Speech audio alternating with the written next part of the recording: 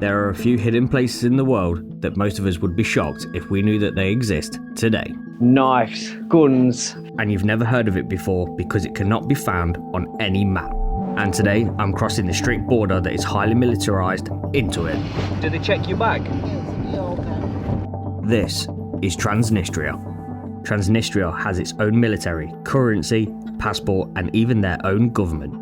From the outside, governments warn us against any travel to this country, but from the inside of these borders, locals wave their very own flag proudly. With less than 500 tourists a year, who really knows what it's like to live in a country that the rest of the world thinks is fake? Welcome to the country that doesn't exist. Just made it through the intense border check-in. We got the ticket to allow us to pass through. This road is awful, to say the least. 130 kilometers of cave systems, of mines that go back into there. Wow, this is literally in the middle of nowhere. There's probably bodies back there. It's impossible to find because it gets pitch black. And it goes back so far and it's unmapped that if you get lost back there and your battery goes dead, you're dead. It is great for a bunker. Look how big it is. You can drive a tank. It is huge. I mean, just in this area alone, you could probably fit 50 tanks. And it just goes on forever. People have been lost in here and they couldn't find them. I'm sure if you go back 5 kilometers, you could probably find an old T-34 tank that's in perfect condition because it wouldn't rust in here. On the wall, there is actual shells on the wall that are embedded into the rock. Everywhere, not just here, all over the cave. That is an original Soviet star carved by Soviet soldiers themselves in World War II. Of course, the local biker club puts new paint on it every year. Wow, it's a big star. It is very big. But what really even is Transnistria, and why does it even exist?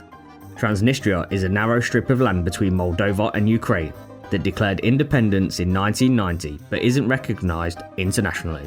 It exists due to a mix of ethnic tension, Soviet nostalgia, and geopolitical struggles following the collapse of the USSR. Despite being officially part of Moldova, Transnistria runs as if it's an independent country that never let go of the Soviet Union era. Where even am I right now? There is a tannoy blasting old Soviet music across the whole of the town. That is absolutely creepy. It's like entering another world. Oh wow, this looks like nobody has been here in years. Could you only imagine sitting here years ago during the Soviet Union and the communism, the amount of people that would have been packed into this hall. And to be here now with the original floors, the original seats, the original stage. It's incredible. Not one thing has changed. Transnistria even has its own currency. These notes are absolutely tiny. They're just like Monopoly money. And if you're not using the notes, you have these cool coins. They are just tiny pieces of plastic, multicolored. They only have 4 in a variation and they look just like guitar picks and they're completely plastic.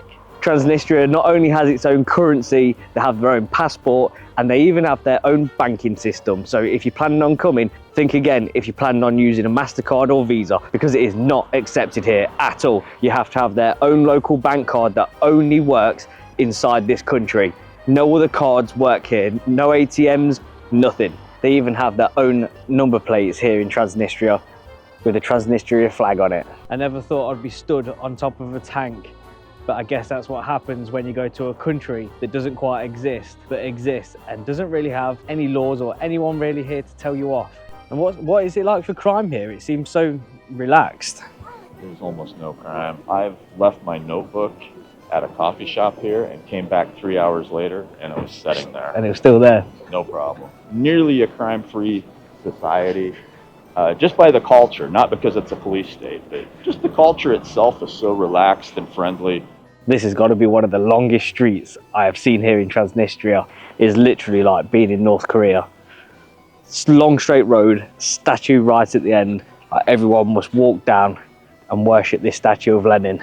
So Lenin here has a couple bullet holes in his head from the war.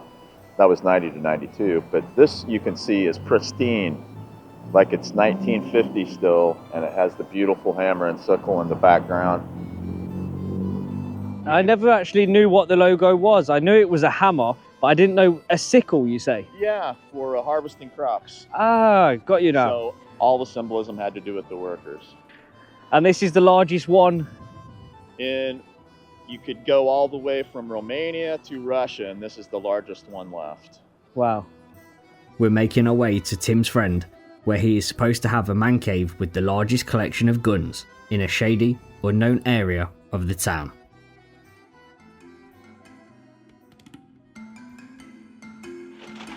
We have entered Alexander's gun garage, where he has got the wildest collection of Soviet Union memorabilia, knives, guns, flags, scarves, you name it. He has collected everything. This is a hat from Iraq that belonged to a member of the Taliban, and it's got bullet holes all the way through it. I'm actually wearing a Taliban hat. He found some of these bullets by metal detecting in local fields and has built this collection up. Just finding them in the local area, that is mad.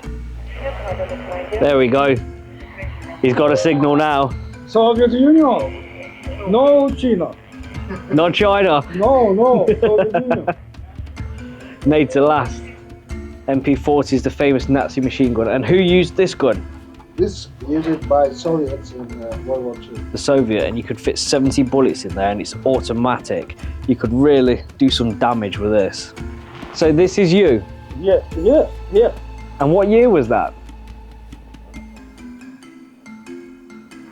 1984 to 1986, and he served in the Soviet Union. Yeah. Wow. What does the CA mean? Soviet Army. Soviet Army. Soviet Army. That's cool. We're actually stood with a soldier of the Soviet Union. Not many people can actually say that. That is incredible. Soviet Union soldat. All the lads are sitting out here, drinking their homemade wine, just enjoying themselves, chilling with the larders, opposite the gun garage. I have no idea what he's saying, but he's telling me something.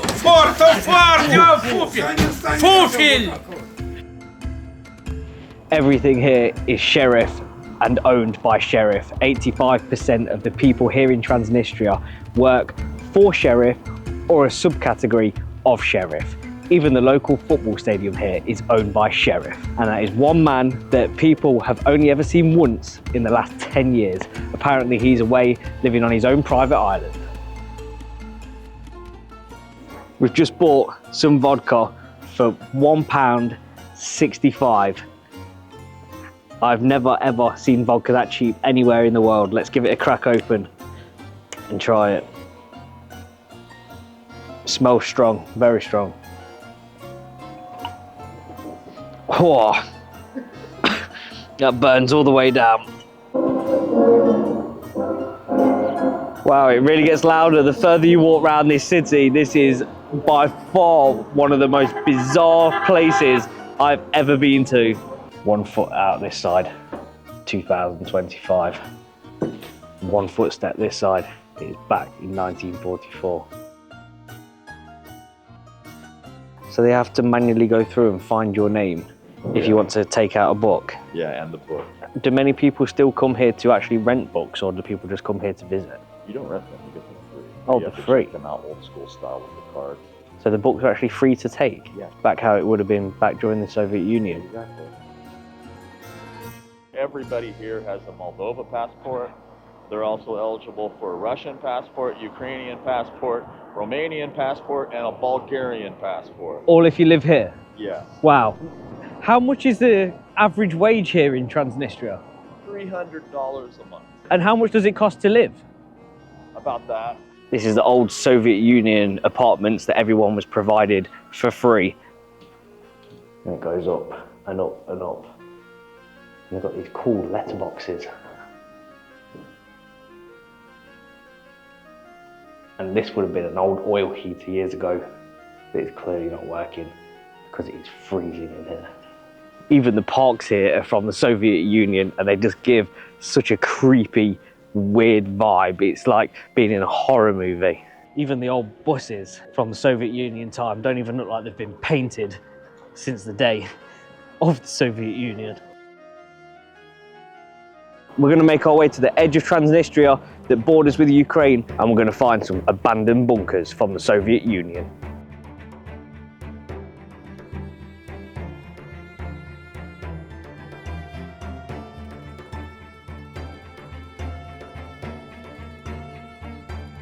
This is Operation 1180. There's not many places you can actually go inside a nuclear bunker. It is a very incredible experience to have. The officers and commanders come here and can control a launch from different places of Soviet Union, rockets in United States. So they had the command center here.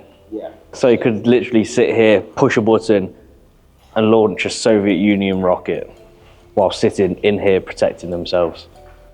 These rooms are huge with big steel walls that could take the impact of a nuclear bomb. What year did they stop using this? Well, it was the end of the war, Cold War. There was no reason. Soviet Union collapsed. They left at the end of the Soviet Union. Exactly. There is so much history here in Transnistria. Relics of the Soviet Union scattered everywhere. This place is a time capsule that defies all expectations. Whether you're here for the history, the mystery, or just the adventure, this bizarre place leaves you with stories you won't find anywhere else in the world. Although outsiders never travel here and it's considered not safe, I have felt nothing but welcome and joy within this land that's lost in time. Transnistria, the country that doesn't officially exist on any map.